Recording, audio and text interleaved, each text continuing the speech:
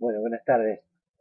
Eh, yo te elegí comenzar este ciclo de conferencias sobre la química que nos rodea con la química y el color. ¿Por qué? Porque el color es muy importante para la química. De hecho, muchos de los químicos más importantes siempre dijeron de que habían comenzado a estudiar la química porque les interesaban los colores y querían saber por qué los colores existían, por qué cambiaban. Y es un gran misterio. Aparte, el color ha tenido obviamente una gran importancia para el ser humano. Desde el comienzo del arte, que en realidad es una representación de la realidad, pero que también quiere representar muchas otras cosas, más allá de la simple fotografía, sino quiere representar otro tipo de cosas, para la cual necesitamos los colores. Después la parte textil, que obviamente es una cuestión estética, porque podríamos todos vestirnos del mismo color, pero en realidad siempre necesitamos tener ese tipo de colores porque nos permite transmitir algún tipo de mensaje. Y la parte textil es muy interesante, vamos a ver que de la tinción, porque hay que teñir una tela para justamente tener una prenda teñida con determinado color, se pasó a teñir otras cosas que también son entes químicos como las membranas celulares. Entonces se pasó a teñir bacterias que son invisibles al ojo en un microscopio porque son simplemente transparentes. Pero si yo las tiño, puedo primero verlas y después incluso ver distintas bacterias con distintos colores. Entonces, eso es el origen de la microscopía en microbiología, que es una parte muy importante de la microbiología y dio nacimiento a la microbiología. Y de ahí, de las tinciones, de los colorantes, por distintos caminos un poco tortuosos, se terminó en la farmacología moderna, las teorías de por qué tomamos un medicamento para que haga algún efecto sobre un patógeno, por ejemplo, sobre una bacteria, sobre un virus, sobre un hongo. También tiene que ver con la química, obviamente, pero tiene que ver con el color originalmente. Un concepto interesante que está relacionado con el hecho que si no lo vemos, probablemente no nos damos cuenta, no podemos crear la idea de que ese tipo de cosas son realizables. Y la química, obviamente, está vinculada con los alimentos. ¿Por qué? Porque son entes químicos los alimentos en última instancia y los colorantes alimentarios también están metidos dentro de eso. Y modernamente ustedes están viendo en una pantalla de cualquier tipo en una pantalla de computadora, televisor o de celular, están viendo colores. Pero esos colores son electrónicos, porque son colores que son condicionados por impulsos eléctricos. Y eso es una parte moderna también de la química del color, porque nos permite transformar impulsos eléctricos en colores específicamente. Y eso ha reemplazado lo que antes era muy importante, que era la comunicación en papel con colores, que en realidad sigue existiendo, pero que está más limitada hoy en día y más en estas condiciones virtuales. Entonces, la primera cuestión es qué son los colores. Los colores son partes del espectro electromagnético, como se dice, que es la luz. La luz blanca no es un solo color, sino que está constituida por todos los colores que van desde el rojo al violeta, pasando por todos los colores del espectro. Entonces todo lo que vemos está metido dentro de la luz blanca. Y de hecho, si nosotros usamos un prisma y podemos dividir esa luz en distintos colores, vemos todos los distintos colores. Y si después usamos un prisma inverso, podemos volver a sumar, a juntar todos los colores dentro de la luz blanca. Entonces ahí lo que nos dice es que cuando un objeto absorbe un color, en realidad lo que está absorbiendo, se ve coloreado, está absorbiendo todos los otros colores complementarios que están presentes en la luz blanca. Y me está dejando que yo vea el color específico. Por eso se dice, si yo tengo una cosa cian, por ejemplo, el vea está absorbiendo en el rojo y yo estoy viendo el color complementario. Ahora, ¿qué significa eso de que absorbe un, una determinada luz, digamos, la luz de una determinada longitud, la luz de un determinado color? Significa que en realidad interactúa la luz con la materia y específicamente, y eso lo sabemos desde la mecánica cuántica del principio del siglo pasado, que un electrón en alguna estructura en la materia, en un enlace molecular o en un átomo, en alguna estructura de la materia, pasa de un nivel a otro nivel. Y entonces la energía de la luz dependerá del cambio de nivel. Por eso podemos ver distintas absorciones. Esto lo que nos dice justamente el principio de toda esta charla es el color está relacionado con la estructura química de las moléculas que absorben, por ejemplo, de las especies que absorben.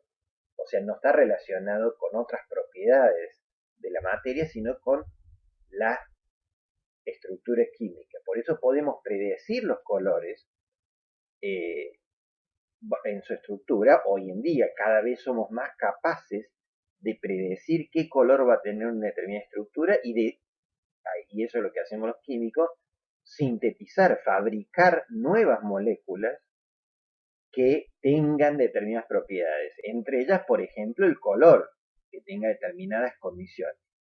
Ya vamos a ver de que uno dice, bueno, que ya los colores hace mucho que están, ¿para qué hay necesario hacer nuevas moléculas que tengan otras propiedades? Porque justamente hay muchas propiedades que los colores que tenemos le faltan o que podrían mejorarse. Entonces, ¿dónde están los colores? Los colores están en los sistemas, en la naturaleza. O sea, por ejemplo, ahora en otoño es donde más se ven colores, y no estamos como ahora con la nieve. Eh, ¿Por qué? Porque se ven colores diferentes, todos en los tonos de el rojo, naranja, marrón, etcétera. ¿Y eso qué colores que son? Son sustancias químicas, moléculas que están metidas dentro de la hoja, que siempre están en la hoja, cuando está verde también están, pero en otoño, en los árboles, en las plantas de hoja caduca, lo que sucede es que el sistema de clorofila se degrada, la clorofila se degrada y no está más en la absorción verde, ya vamos a ver que la clorofila es la responsable de la absorción verde, y entonces lo que vemos son los colores de todas las otras moléculas que quedan en la hoja. Dependiendo de la hoja que uno tenga, va a tener distintas concentraciones de estas moléculas y esas le dan los colores. Y justamente esas moléculas que tenemos en los sistemas naturales son moléculas de distintos colores. Son moléculas rojas, por ejemplo, como el licopeno, que ya vamos a ver que está también en el tomate, las antocianinas, son más amarillas como los flavonoides o la luteína, o son naranjas, marrones como el caroteno y las violasantinas. Entonces, obviamente cada hoja tiene una mezcla de estas moléculas o tiene alguna de ellas más o menos única y por eso dan distintos colores en las hojas. Justamente como les decía, nosotros conocemos estos colores que están en los alimentos mucho más fácilmente. El beta-caroteno esta estructura molecular está en muchos alimentos, el zapallo, la zanahoria obviamente, los cítricos, el pimiento, el mango, etc. Y el licopeno, que es bastante parecido para un químico al betacaroteno, de hecho tiene esta estructura que es muy característica en los sistemas coloreados en la naturaleza, que es este sistema donde se alternan enlaces dobles y enlaces simples. El licopeno está en el tomate, por eso el tomate tiene ese color rojo característico. De hecho, los tomates amarillos tienen más concentración de betacaroteno y el tomate rojo también tiene betacaroteno, que no lo vemos o está oculto, digamos, dentro del color del rojo. Por otra parte, las antocianinas, que ya les mostraba antes en las hojas, están presentes en muchos otros compuestos, como el repollo colorado, los arándanos, las ciruelas, las uvas, y los flavonoides también en esos mismos tipos de compuestos.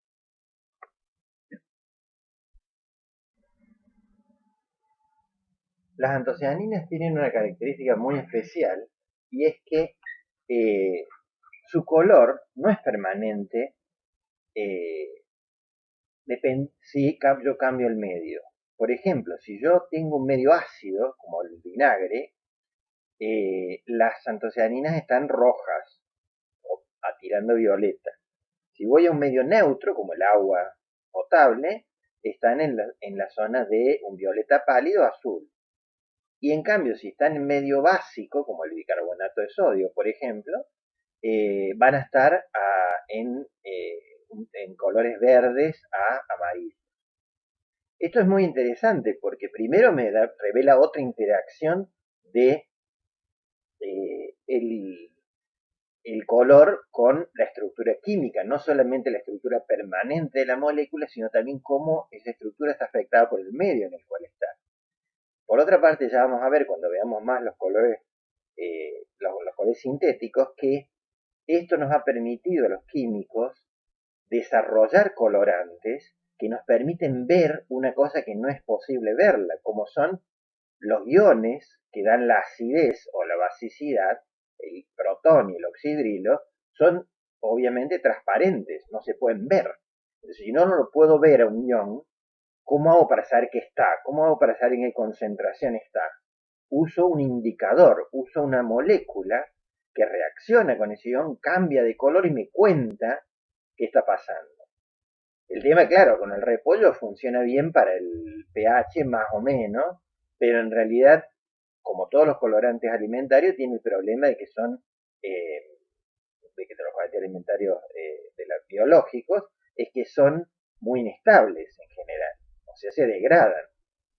Pero además, solamente responde a esos iones, al protón, al oxidrilo. ¿Y qué pasa si yo quiero saber si la molécula tiene calcio? O si la solución tiene calcio. Entonces, o si tiene sodio, o si tiene magnesio. Entonces, puedo detectarlo con un color específicamente.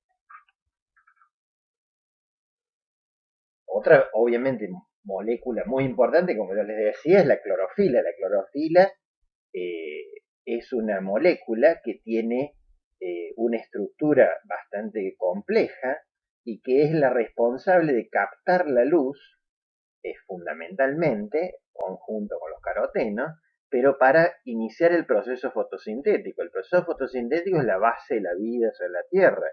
Pues el proceso fotosintético toma el dióxido de carbono y agua y con energía del sol, con energía de la luz solar, produce glucosa y oxígeno. La glucosa nosotros probablemente la usemos posteriormente o no, pero lo más importante es que produce oxígeno. ¿Sí? Nosotros hacemos el camino inverso. Nosotros consumimos glucosa y con oxígeno producimos dióxido de carbono y agua. O sea, los animales, en realidad, y las plantas, cuando no están iluminadas, obviamente, metabolizan estos componentes para usarlo como fuente de energía. Entonces, nos consumiríamos completamente el oxígeno si no fuera por la fotosíntesis que produce oxígeno. Y es un color el que lo hace porque, claro, necesita absorber la luz del sol para producir un proceso químico, que es el proceso fotosintético. Y acá viene el arte. O sea, el ser humano, ya vamos a ver que desde mucho tiempo de la prehistoria intentó representar la realidad. ¿Por qué necesitamos representar la realidad? Porque probablemente queremos tratar de entenderla de alguna manera, de mantener una situación en el recuerdo, en el tiempo, y nuestra memoria es fugaz, y necesitamos representar cómo es la realidad. Pero la realidad es con colores, porque son colores, eh, está llena de colores la naturaleza, y el ser humano también. Entonces, ¿cómo hacemos para representar? Y necesitamos tener algo con qué pintar. Claro, podríamos decir, bueno, podemos usar los colorantes estos de las hojas, los colorantes de las frutas, los colorantes de la clorofila. Eso tiene un problema. Esos colores son muy poco estables. Dentro del sistema biológico se mantienen porque el mismo sistema, la planta, los está renovando continuamente. Pero la misma clorofila, cuando termina el verano, se degrada, o sea, se degrada con la misma luz. Entonces, si no está siendo continuamente manejada, se degrada, por lo tanto no nos sirve para pintar.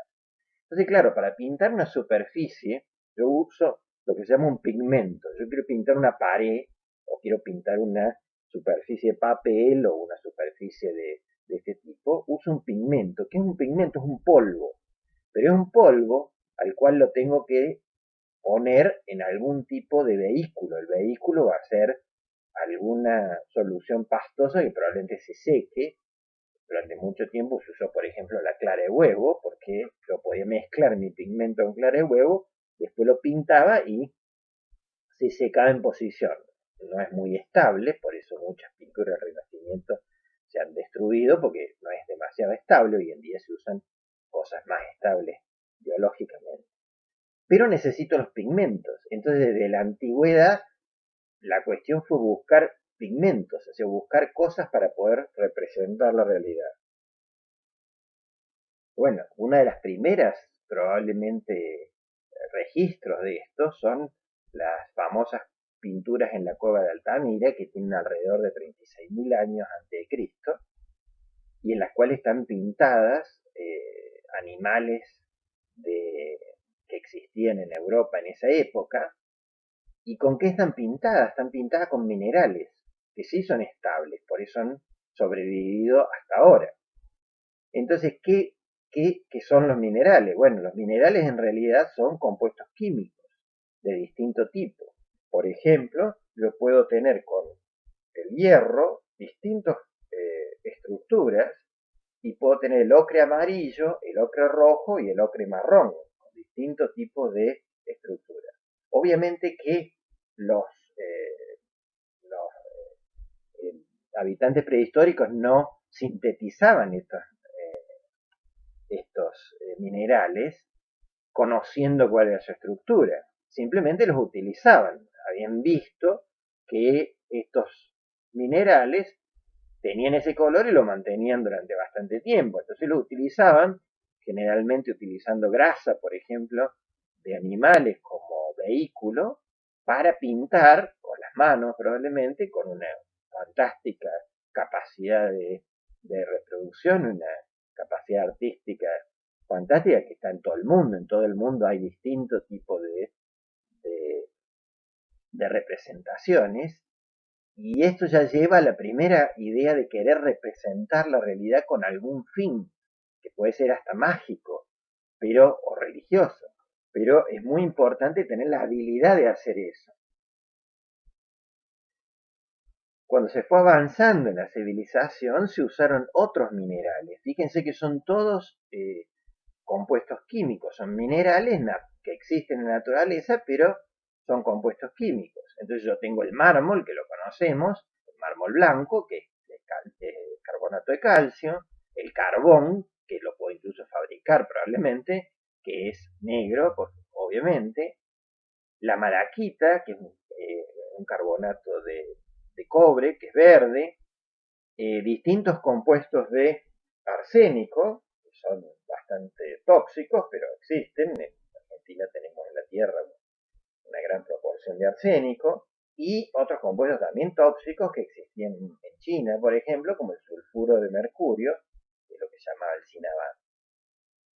Todos estos compuestos tenían la característica de minerales. Ahora, los minerales en todo el mundo en general depende, la malaquita es relativamente abundante, el mármol también, pero muchos otros son poco abundantes. Por ejemplo, el lapislázuli, que se llama también azul de ultramar, que hay teorías de que las primeras banderas argentinas, la bandera de Belgrano, estaba teñida con este pigmento de alguna manera. Son minerales que existían en muy pocos lugares y que eran muy costosos. Entonces, los minerales tienen ese problema de que hay la cantidad que puede uno recoger, y si no llevarlo de un lugar donde está el mineral naturalmente por algún proceso volcánico existió a donde yo lo necesito, es una cosa bastante cara y complicada. Entonces ahí surgió la química en realidad, la química sintética, tratar de fabricar estos minerales. Los egipcios, que fueron los primeros químicos, de hecho la palabra química aparentemente viene de la palabra egipcia para jabón, porque ellos fueron los primeros que fabricaron jabones, eh, fabricaron un colorante sintético usando un mineral relativamente abundante y otros muy abundantes como el cuarzo o la piedra caliza, calentándolo, hoy en día sabemos con un grado de precisión bastante importante, no es simple hacerlo, fabricaron lo que se llamó el azul egipcio, que se utilizó durante mucho tiempo y que se utilizaba en las pinturas de las pirámides, y se utilizaba para hacer otro tipo de recubrimientos. Fíjense que estos son fotos, obviamente, ambas de especímenes actuales que existen desde más de 3.000 años. Entonces, obviamente son tremendamente estables. Y la capacidad de hacer esto es porque realmente les interesaba. Aparentemente el color azul tenía un significado religioso importante para los egipcios, por lo tanto era importante poder fabricar este colorante. Pero resulta ser que es interesante porque esto del colorante es como querer fabricar una imitación del colorante que ya existe en la naturaleza para tratar de hacerlo más fácil, más barato en última instancia. Y eso es una tendencia que he seguido a lo largo de toda la historia. Los pigmentos son importantes, pero con un pigmento en general resulta muy difícil teñir una tela. Mejor son los colorantes. La diferencia fundamental, que es un poco relativa, es que el pigmento es un sólido que uno puede depositar sobre una superficie. En cambio, el colorante es una molécula que de alguna manera se absorbe en la superficie de las fibras de la tela y le da un color. Generalmente es menos estable. Fíjense, esto es el primer uso del índigo, de un colorante en Perú, hace 6.000 años. Obviamente está terriblemente decolorado, pero se puede ver y se puede hacer un análisis más detallado de que realmente contiene esta molécula, el índigo. Y esa molécula en Europa se extraía de una planta que tiene una pequeñísima proporción, pero uno puede extraerlo. Y ese colorante es un colorante que nos ha seguido hasta el día de hoy. Es el colorante del denim, de la tela de los jeans, con distintas tonalidades. Y increíblemente sigue funcionando porque es un colorante que se acepta o se considera interesante que se vaya degradando con el tiempo, perdiendo con el tiempo, y sin embargo sigue siendo útil. Y es un colorante alimentario también. O sea, se puede, cuando uno come un helado azul, de distinto gusto que tendrá que ver con eso, o celeste, está usando índigo como colorante alimentario porque es una molécula inocua. En 1880 este colorante fue sintetizado por primera vez, después hay otros procesos similares para sintetizarlo, y hoy en día todo el índigo que se utiliza, incluso en alimentos, deriva de fuentes sintéticas, porque es mucho más barato que extraer la planta, que tiene una pequeñísima proporción, que tiene un proceso muy complejo, que ocupa mucho lugar. En vez de cultivar alimentos, hay que cultivar la planta, como se hacía durante mucho tiempo, hasta 1880 obviamente. Y esta también es de vuelta una evolución, los químicos tratando de fabricar moléculas que ya existen en la naturaleza, pero que pueden ser mejor fabricadas, más baratas y con exactamente las mismas características por métodos sintéticos, provenientes de otras moléculas más simples o más baratas.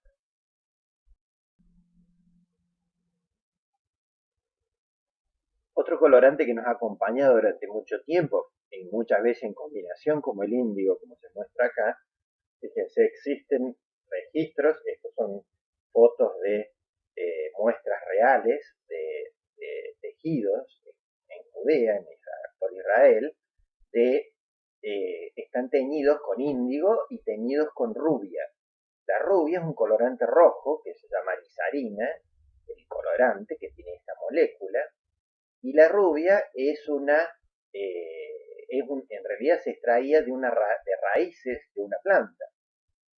Y esta planta también era cultivada en grandes cantidades, fundamentalmente en Francia, y se utilizaba para teñir todo tipo de cosas, fundamentalmente, por ejemplo, el uniforme rojo de los ingleses en las invasiones inglesas, el que tiene los cuadros el general Bereford inglés, está teñido con rubia.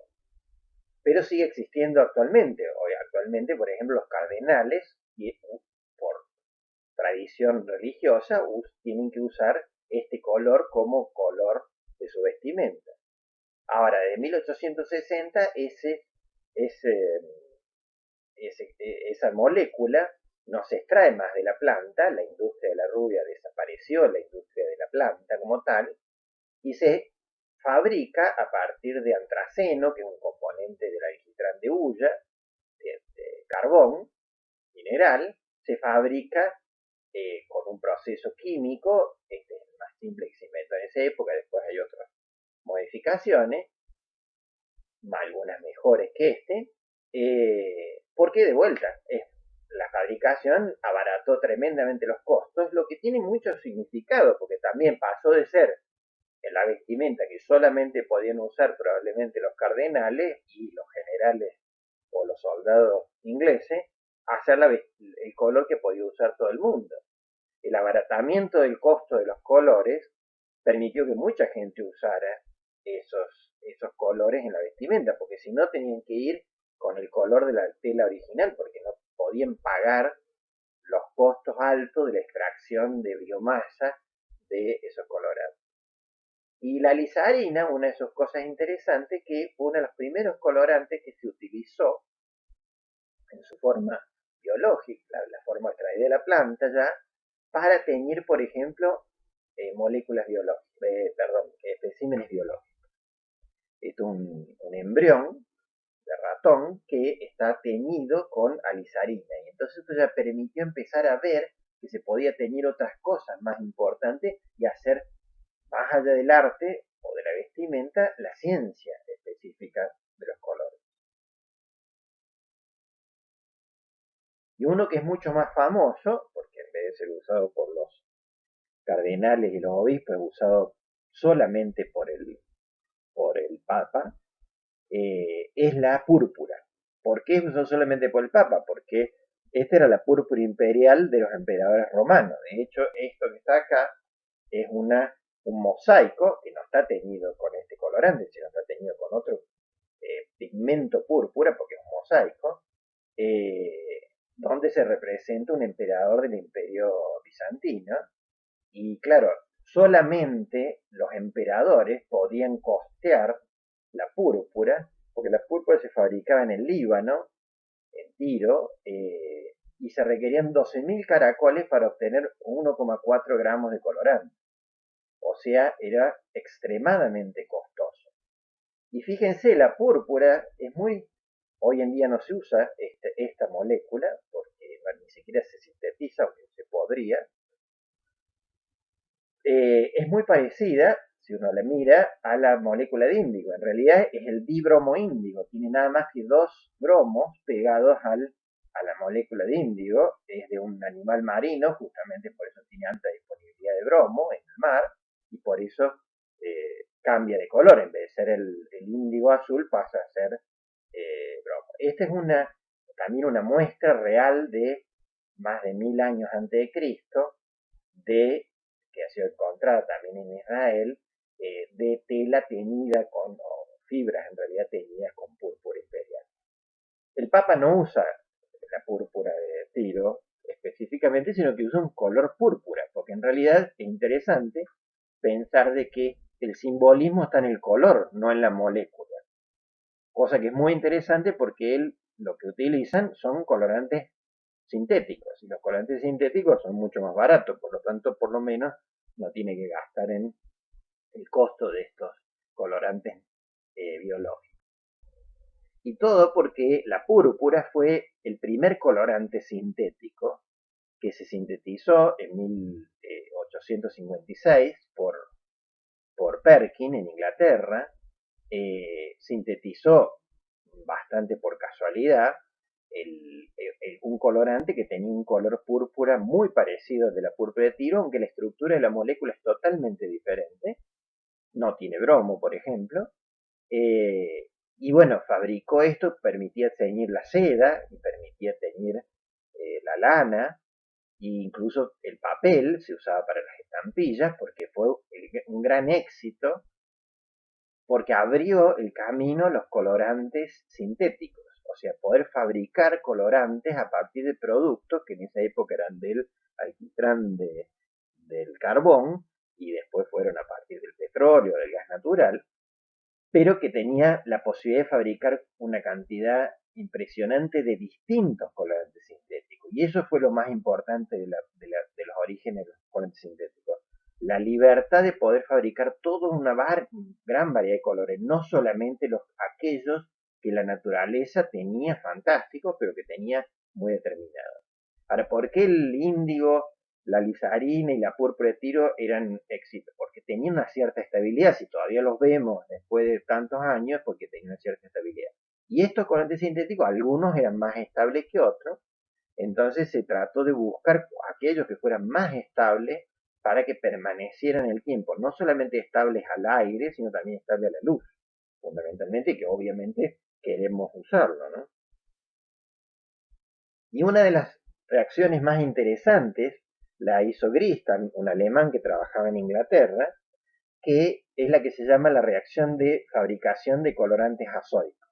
A partir de la anilina, este es el origen de la expresión colorantes de anilina, que se utiliza todavía hoy para una serie de colorantes que se usan para teñir telas, se podían fabricar distintos colorantes. Y lo interesante es que esto abrió un abanico infinito de colorantes. O sea, cualquier pequeña empresa en Alemania, en Francia, en el norte de Italia, en Suiza y también en Inglaterra, obviamente, podían fabricar con distintos componentes, fabricar distintos colorantes. Y cada uno tenía un color, era más estable, menos estable, y permitía un desarrollo de los colores totalmente generalizado.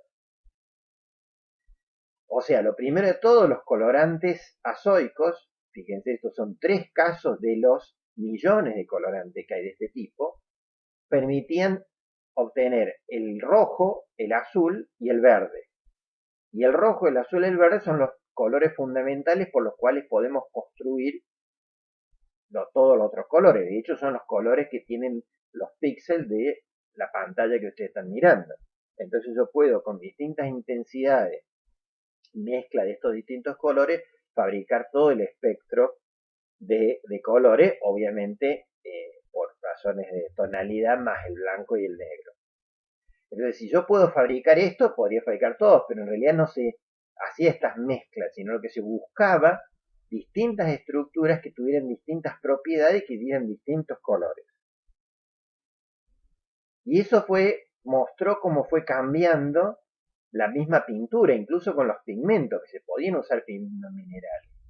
Fíjense que si yo me voy del Rembrandt en el 1600, y esto en las pinturas más coloridas de Rembrandt en realidad, a Goya en 1800 y después a Van Gogh en 1860 y de ahí a Chagall, voy creciendo en el tipo de color y en la variedad de colores. O sea, el arte ha sido influenciado, incluso ha sido liberado a veces del realismo, de decir, no, pero las vacas no pueden ser rojas, bueno, porque sí pueden ser rojas si yo las quiero pintar rojas. Pero el problema es que técnicamente necesito tener la libertad de tener esos pigmentos y también que sean estables y que no sean tóxicos. Algunos de los pigmentos tradicionales, como yo les decía, tienen arsénico, plomo, eran extremadamente tóxicos y con el tiempo se fueron reemplazando por colores que son más estables, que son menos tóxicos y que permiten una gran libertad, porque para el ojo no avesado uno puede decir, bueno, el azul este es siempre el mismo azul, pero en realidad los artistas saben que hay toda una serie de tonalidades de azul. De hecho, hasta en los pigmentos clásicos era distinto un azul del otro. Por lo tanto, yo puedo tener la libertad de querer el azul que a mí me gusta, no el azul que está puesto en el mineral.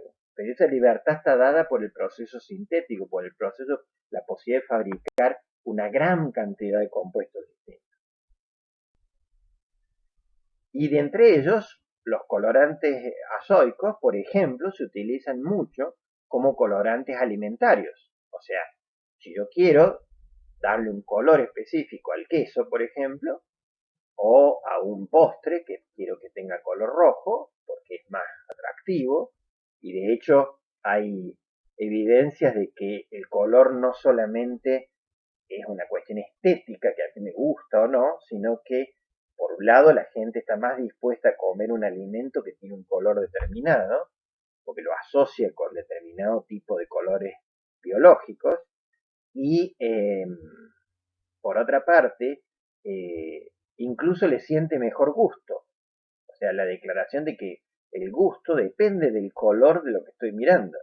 Si yo como, por ejemplo, una arveja que es verde grisáceo, le siento gusto más feo que si la como con un verde brillante. Y bueno, el gusto es parte también del, si uno quiere, la estética, pero está relacionado con la capacidad nutricional. Si yo quiero alimentar a un chico que tiene que comer arvejas frescas, y mientras más color tenga, mejor. Entonces tengo todos estos colorantes azoicos que, fíjense, puedo lograr distintos colores y distintas tonalidades de colores, ¿no?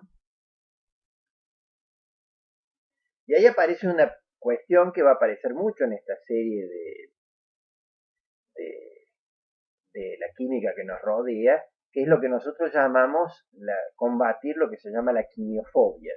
Hay toda una tendencia, desde nuestro punto de vista falsa, de hablar de lo natural y lo artificial, que yo he evitado como palabra, porque es una palabra artificiosa, o sea, no existe lo natural y lo artificial.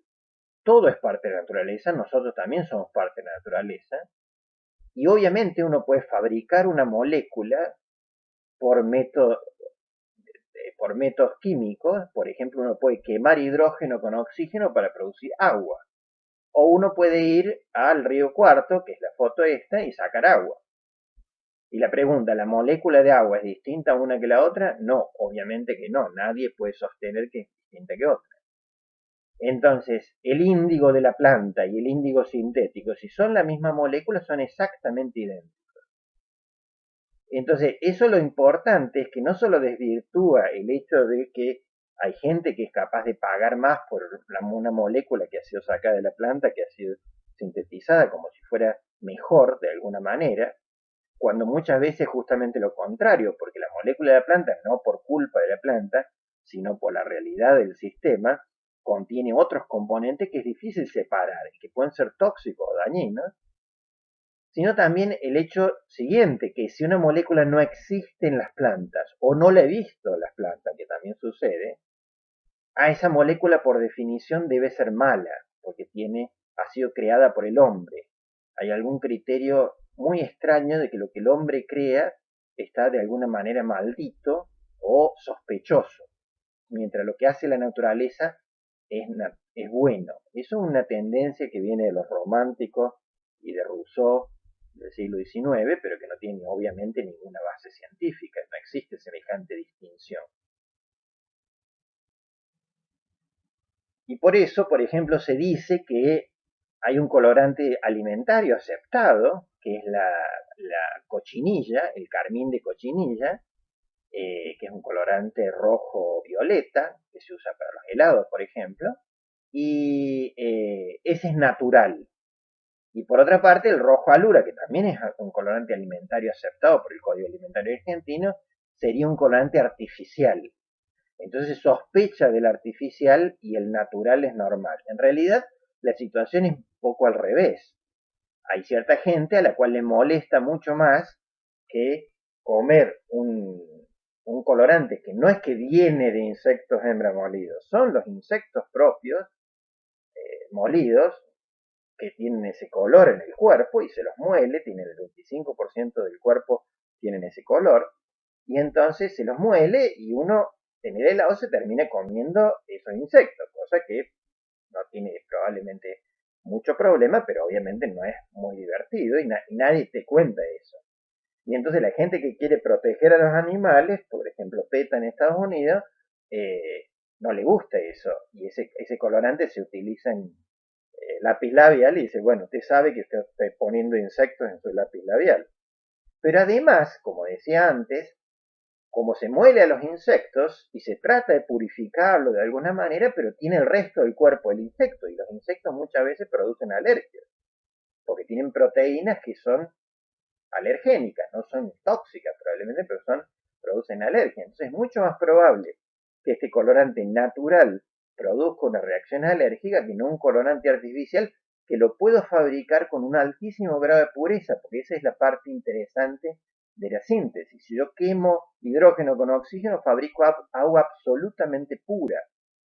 No tiene otra cosa que agua que agua. En cambio, en el río Cuarto tengo una cantidad de otras moléculas, de otros iones, de otros contaminantes que los tengo que sacar del sistema incluso para poder tomar el agua. Entonces, ¿cuánto le saco? ¿100%? No, en ningún caso le puedo sacar, es muy difícil y no es necesario probablemente.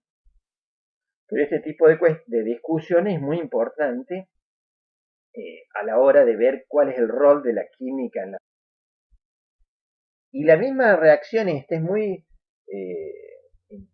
importante porque la reacción se puede usar no solamente para producir un colorante, en este caso un colorante rosa violáceo, sino que la reacción ocurre con un componente que se llama el nitrito, pero el nitrito es una forma reducida de los nitratos.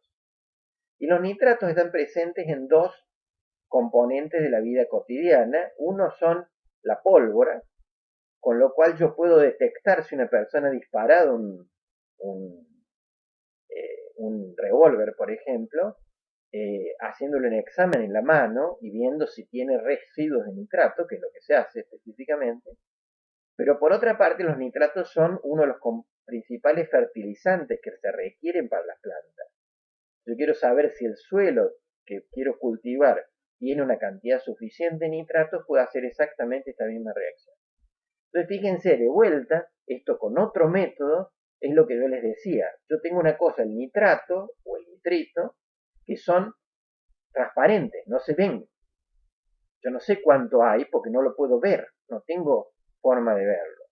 Sin embargo, yo hago una reacción química y esa reacción química me permite transformarlo en un color y saber cuánto hay, si hay mucho, si hay poco, si ha disparado el arma o no, obtener una detección por la aparición de un color. Y eso es muy importante en química y específicamente en bioquímica clínica.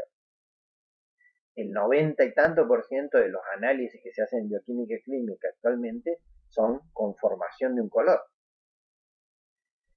Y como les decía, del repollo que yo podía medir el pH, se desarrollaron con estos métodos, azoicos o no azoicos, una variedad de distintos colores, de distintos colorantes que nos permiten medir el pH con mucho más precisión que el repollo y con colorantes estables, con lo cual yo puedo medir el pH de la pileta de natación o del agua potable o del suelo o lo que quiera con este tipo de cosas de una manera fácil, rápida y en este caso descartable, digamos. Pero uno dice, bueno, está bien, mide el pH, interesante, pero no es tremendamente relevante, puede ser importante para la gente o para el campo, qué sé yo, pero no es ciencia de altísimo nivel. Pero en realidad, este mismo tipo de técnica se puede usar para otras cosas. Por ejemplo, el método que inventado en Inglaterra, por el cual se determina la presencia o no del SARS-CoV-2, que es el virus que causa la COVID-19, en solo 30 minutos, comparado con el método anterior que tardaba días, utiliza el mismo colorante, este mismo colorante porque en realidad produce una reacción muy compleja que termina en un cambio de pH. Entonces yo puedo ver si es positivo, que es el amarillo, o si es negativo, que es el rosa. Entonces, lo que parece una cosa muy simple, como está muy difundido, es muy fácil de usar, es muy estable, etcétera, se aplica a detectar muchas otras cosas invisibles. Yo no puedo ver fácilmente el virus, y muchísimo menos en las concentraciones bajas que puede estar una persona al comienzo de la enfermedad. Pero puedo transformar esa señal con un proceso bioquímico probablemente complejo en una señal de pH que se transforma en un color. Y lo miro y ya está. Veo que tiene el color, lo puedo medir incluso, y puedo decir es positivo o negativo. Lo mismo pasa con los test de embarazo o con muchas otras cosas, pero este para mí fue el ejemplo más evidente de la relación del color con la vida cotidiana. Como les decía, el color permitió ver células invisibles. Por ejemplo, yo puedo agarrar un preparado de la cebolla, que todos sabemos que es transparente, digamos, y la tiño y me aparece el núcleo de la célula, me aparecen las paredes celulares, etcétera. ¿Qué significa que la teñí? Y que se pegó, de alguna manera, se absorbió el colorante en la cebolla. Más interesante, bueno, Ehrlich lo descubrió en 1877, se puede teñir partes de los tejidos humanos que no son visibles, obviamente, son transparentes, incluso los glóbulos blancos son transparentes, blanco en el sentido de que no tienen una absorción específica, entonces los puedo teñir con distintos colorantes. Incluso yo puedo hacer lo que se llama tinción selectiva, que es que cierto tipo de bacterias se tiña con un colorante y otras con otro. Y eso no es solamente importante para verlas las bacterias, sino que, por ejemplo, las bacterias gram positivas se usa un antibiótico y las bacterias gram negativas se usa otro antibiótico. Entonces, si el médico no sabe cuál es el patógeno que está afectando a la persona, una bacteria puede hacer un cultivo de, por ejemplo, el tejido del tejido pulmonar y ver qué bacteria lo está infectando y ver qué antibiótico puede usar. O sea, puede incluso especificar. Ahora, ¿por qué tiñe uno y no el otro? Porque las bacterias tienen distinta química superficial en la bacteria. Entonces, va a absorberse el que interactúe químicamente con esa bacteria. Y ese descubrimiento de Ehrlich, justamente, que trabajaba en la época del desarrollo de los colorantes, de hecho él estaba vinculado con fabricantes de colorantes, y entonces descubrió que no solamente existía la posibilidad esta de ver una bacteria u otra, sino que se podía hacer lo que se llama tinción diferencial, o sea, teñir la bacteria y teñir de otro color o de ningún color el huésped. Entonces, Ehrlich desarrolló la base de la medicina moderna, de la quimioterapia, no solamente contra el cáncer, como se usa el nombre normalmente, sino contra todo tipo de moléculas. ¿Por qué? Porque hasta 1900 la medicina, la farmacología, tenía medicamentos que combatían los síntomas y que de alguna manera parecía que combatían la enfermedad. Pero en esa época se descubrió, gracias a los colorantes, que, por ejemplo, existía el bacilo de Koch de la tuberculosis, se descubrió que existía el treponema pallidum de la sífilis. Entonces, cuando se descubrió que existían esos patógenos, ya se sabía que los patógenos existían, pero el problema es que no se podía matarlos. ¿Por qué? Porque si usaba un tóxico como el arsénico para matarlo, mataba también al huésped, al ser humano. Entonces la genialidad de Ehrlich fue decir, bueno, si yo sé que hay moléculas que pueden pegarse al treponema pallidum de la sífilis y no pegarse al tejido humano, si yo consigo una molécula que tenga esas mismas propiedades, pero que además sea tóxica, se va a pegar a la bacteria, la va a matar por la toxicidad y no va a matar al ser humano porque no, no se interactúa con el tejido humano. Esto obviamente es un sueño, no se puede conseguir ninguna molécula que tenga tan fantástica especificidad. Sin embargo, se logran moléculas que tienen un alto nivel de especificidad. Bueno, Ehrlich desarrolló la primera terapia contra la sífilis que se utilizó hasta 1940, hasta la aparición de los antibióticos modernos de base biológica como la penicilina, que era muchísimo mejor que todos los otros procedimientos que no se utilizaba, por ejemplo, mercurio, que era tóxico contra todo el organismo, esperando que matara más al bicho que a la persona. Entonces, ahora, la base de la quimioterapia, es decir, bueno, yo quiero atacar a una parte, en el caso de la quimioterapia antitumoral, quiero atacar a la célula tumoral sin atacar a la célula normal, cosa que es difícil o complicada, pero siempre se busca la idea de lo que él llamaba la bala mágica, que es decir, puedo hacer una cosa sin hacer la otra. Es un sueño, pero no imposible, se llega muy cerca de hacerlo. Pero fíjense que surgió de una idea de tinción. ¿Por qué? Porque las moléculas solas, por su naturaleza química, hoy en día sabemos mucho más por qué, interactuaban con la bacteria sin interactuar con el tejido sano. Y justamente los colorantes azoicos tuvieron un rol que hoy en día está disminuido porque se han sido reemplazados por otras moléculas que son más útiles, pero un colorante azoico, el prontosil, fue el primer antibiótico. Antibiótico en el sentido de una molécula que mata patógenos. En este caso era de uso general, mataba una serie de bacterias y por un proceso biológico en realidad fabricaba lo que se llama la sulfanilamida. Esto fue descubierto por Domack, un premio Nobel, que fue premio Nobel en 1939. Esto es una historia muy interesante porque en realidad lo probó con su propia hija porque tenía una infección espectroscópica que si no le hubiera aplicado a este colorante se hubiera muerto, probablemente. Y después fue reemplazada por los antibióticos tipo penicilina, los que conocemos modernamente, que son más efectivos, que tienen menos efectos colaterales. Pero justamente un colorante azoico, que era una molécula que se fabricaba para colorear telas, no era para esto, se descubrió que tenía propiedades interesantes. Tiene todo un mecanismo de química biológica atrás. Entonces, estos son los colorantes de absorción que se llaman. Como yo les decía, absorbe luz, de la luz blanca absorbe parte de la luz. El tema que uno se puede preguntar es qué pasa cuando la luz se absorbe. El electrón pasa de un nivel al otro. ¿Y qué hace? ¿Se queda ahí toda la vida? No, decae. Normalmente decae simplemente calentando muy poquitito a la molécula y no pasa nada. Pero en algunos casos, con determinado tipo de estructuras químicas, produce lo que se llama fluorescencia, emite luz.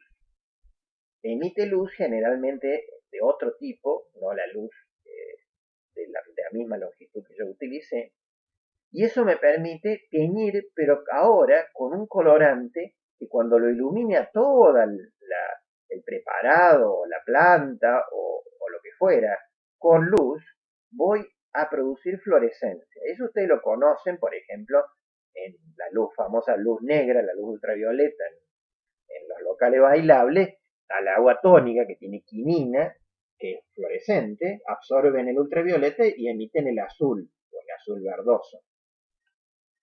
Pero eso tiene utilidades fantásticas. Primero porque es muy específica. O sea, los colorantes estos no tienen todo el resto de lo que se ve atrás. Todas las fotos que yo les estuve mostrando siempre se veía como un halo de un color pálido. Acá no, el único que emite luz es donde hay colorante. Entonces me permite obtener microscopía fantástica. Esto es una microscopía del riñón y tiene una resolución fantástica. Las plantas solas también emiten los colorantes de las plantas, por ejemplo, esta es la lila, la de colorante púrpura, que emite cuando es iluminada con luz ultravioleta.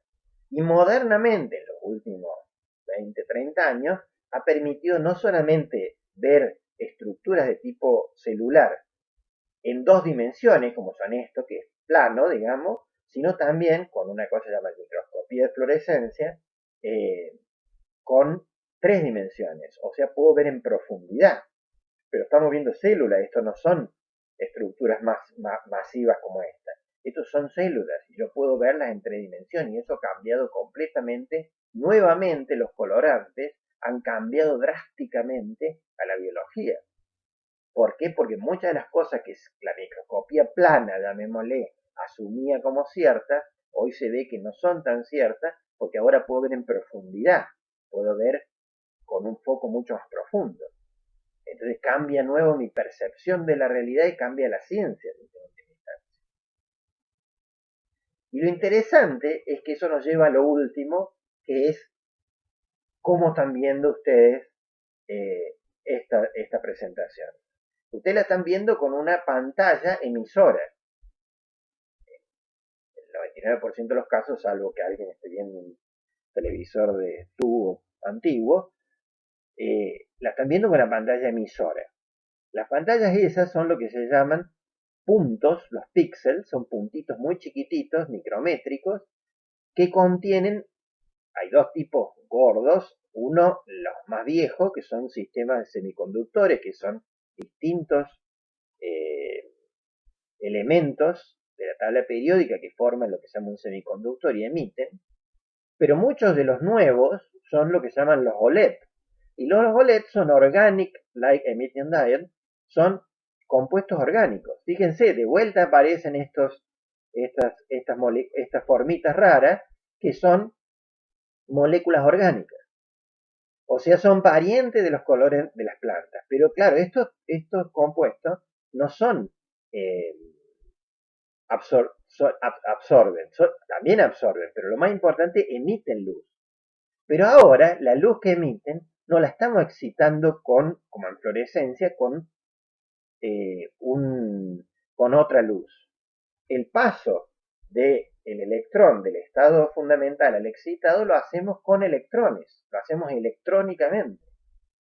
Entonces, claro, yo el píxel lo activo con un circuito electrónico e inyecto electrones. Los LED son la gran revolución de la luz por la altísima eficiencia que tienen, por todos los colores que tienen, son mucho más eficientes para producir luz blanca.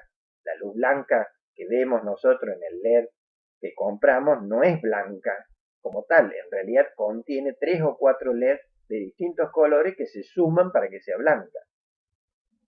Pero en el caso de los televisores, que ya existen comercialmente, los LED orgánicos son pequeñas zonas donde tienen estos colorantes, moléculas puestas sobre el lugar del píxel y excitadas eléctricamente.